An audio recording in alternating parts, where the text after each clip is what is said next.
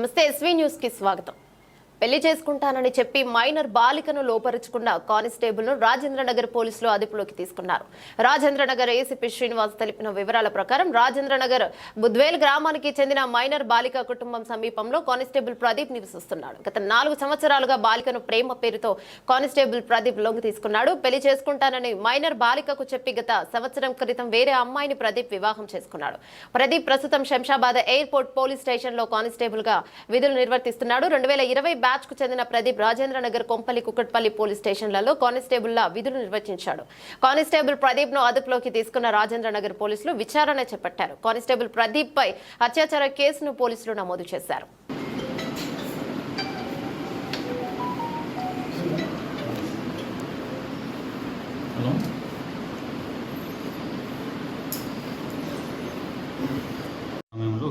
బాధితురాలు తల్లి అనేటువంటి మాకు పిఎస్కు వచ్చి ఫిర్యాదులు చేయడం జరిగింది.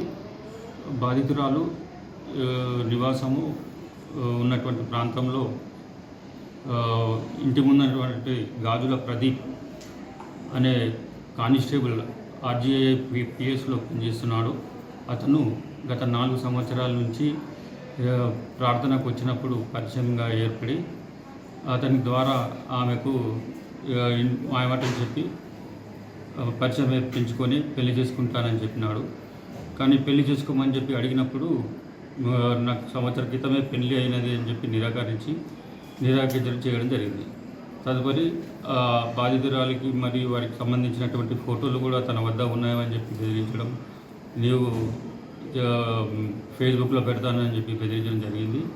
ఇతను కానిస్టేబుల్గా గత 4 సంవత్సరాలకి 2020 బ్యాచ్కి సంబంధించినటువంటి వ్యక్తి గెట్వేర్ షీరాబాద్ పిఎస్లో ఫస్ట్ పోస్టింగ్ చేయడం జరిగింది. తర్వాత ఇప్పుడు ప్రస్తుతం ఆర్జీఐ పోలీస్ స్టేషన్లో వర్క్ చేస్తున్నాడు. ఇతన్ని ఈరోజు మేము అదుపులోకి తీసుకోవడం జరిగింది చెప్పి అంటున్నారు. అడిగినందుకు పెళ్లి చేసుకోమని చెప్పి అడిగినందుకు నిరాకరించిన ఇతనిపై పోక్సో చట్టం కింద కేసు నమోదు చేయడం జరిగింది. ఈరోజు అరెస్ట్ చేసి రిమాండ్ పంపిస్తాం.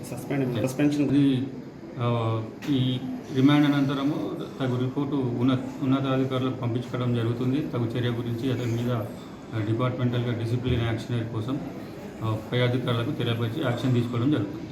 అంతే. 1 year వరకు ఇవ్వలేదంటే ఇక మేనేజబుల్ చేస్తూ ఉన్నాడు. అడిగినప్పుడు అలా చేసుకుంటా అని చెప్పాను. అందుకని డీప్గా ఇంట్రాగేషన్ చేస్తామని మాకు తెలుస్తుంది.